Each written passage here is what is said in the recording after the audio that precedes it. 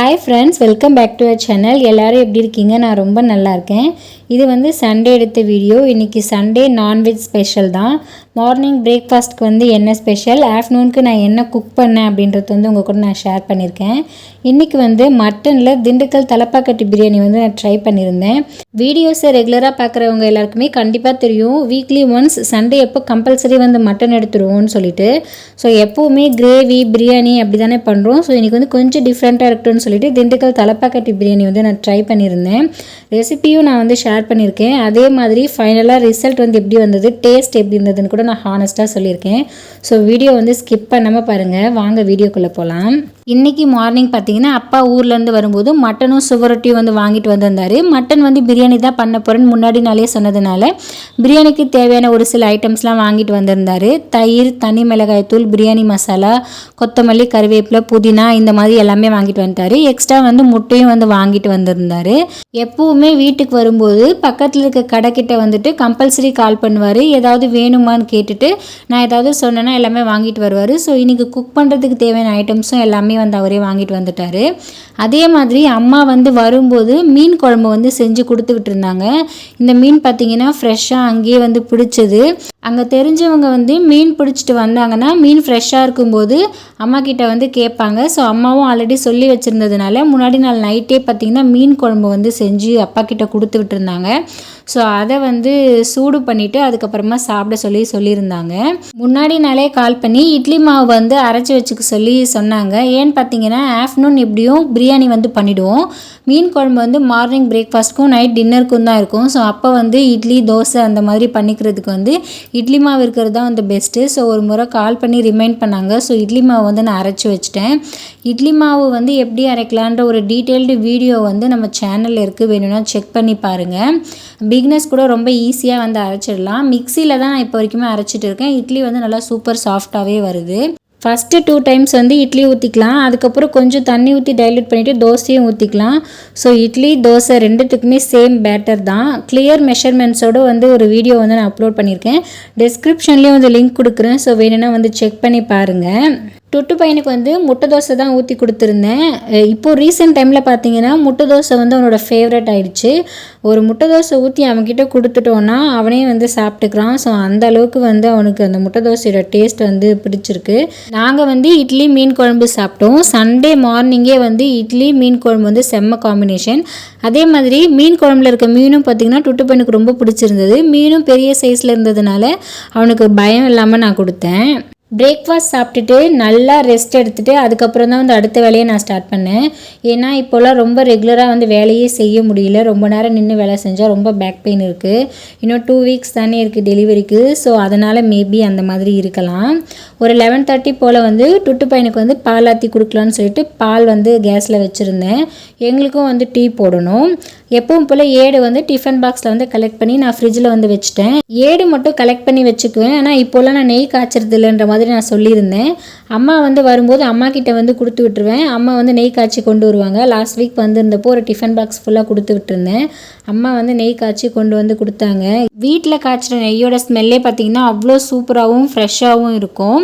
வீட்டுக்காக ரெகுலராக வாங்குகிற பசும்பாலிருந்தே எப்படி வந்து ஏடு கலெக்ட் பண்ணலாம், அதிலேருந்து எப்படி வெண்ணெய் எடுக்கலாம், வெண்ணெயை வந்து எப்படி நெய்யாக காய்ச்சலாம் அப்படின்றதுலாம் வந்து நான் 2 ஷார்ட்ஸ் வந்து அப்லோட் பண்ணியிருக்கேன்.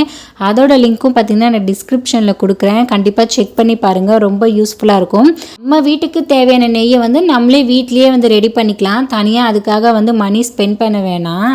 டுட்டு பையனுக்கு வந்து பால் வந்து ஆறட்டும்னு ஒரு தட்டில் வந்து ஊற்றி வச்சுட்டு எங்களுக்கு வந்து டீ வந்து போட்டேன். அந்த கேப்பில் வந்து கொத்தமல்லி கருவேப்பிலை வந்து க்ளீன் பண்ணி அந்த பாக்ஸில் போட்டு வச்சுட்டேன். புதினா வந்து அப்பா க்ளீன் பண்ணி கொடுத்துட்டாரு.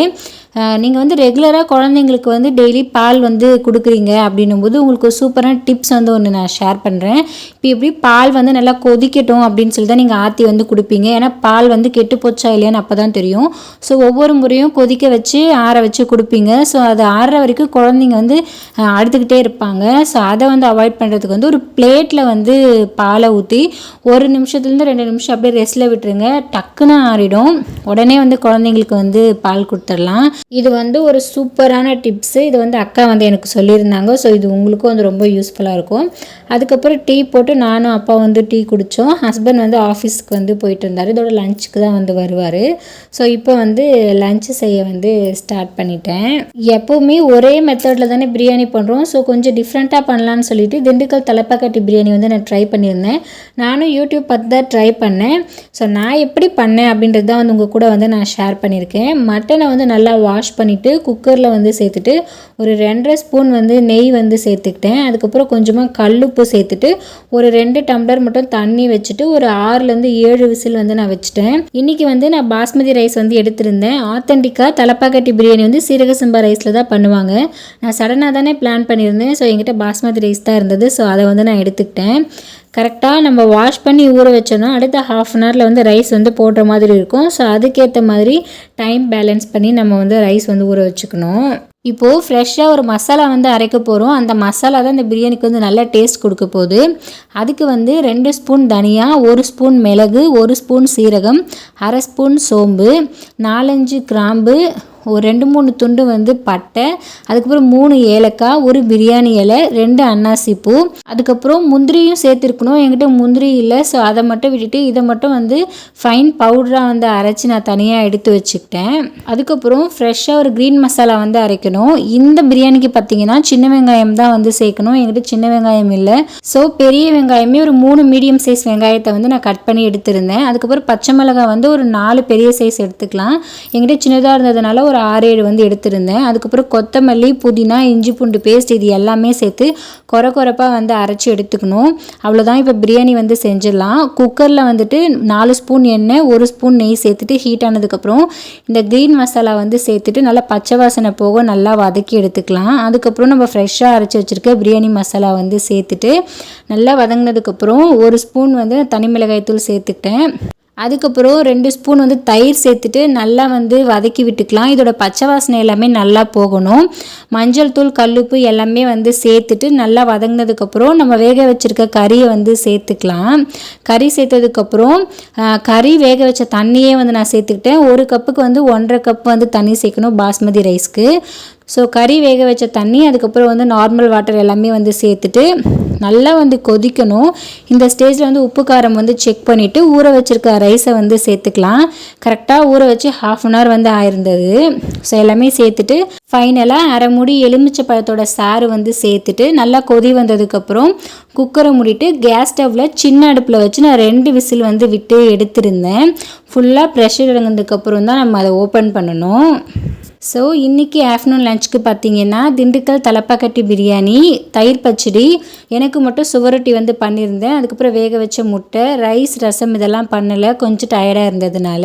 குக்கரை ஓப்பன் பண்ணதுக்கப்புறம் எல்லாத்தையும் கம்ப்ளீட்டாக நல்லா மிக்ஸ் பண்ணணும். ஏன்னா மசாலா எல்லாத்தையுமே நம்ம அரைச்சி சேர்த்துருக்கோம். ஸோ எல்லாமே வந்து மேலே படிஞ்சிட்டு இருக்கும். டெக்ஸ்டர் வைஸ் பார்த்தீங்கன்னா சூப்பராக வந்தது. டேஸ்ட்டும் ரொம்பவே நல்லா இருந்தது. நெக்ஸ்ட் டைம் சீரக சம்பா ரைஸில் வந்து ட்ரை பண்ணி பார்க்கணும். அப்போ தான் அந்த ஆத்தென்டிக் டேஸ்ட் வந்து நமக்கு கிடைக்கும்.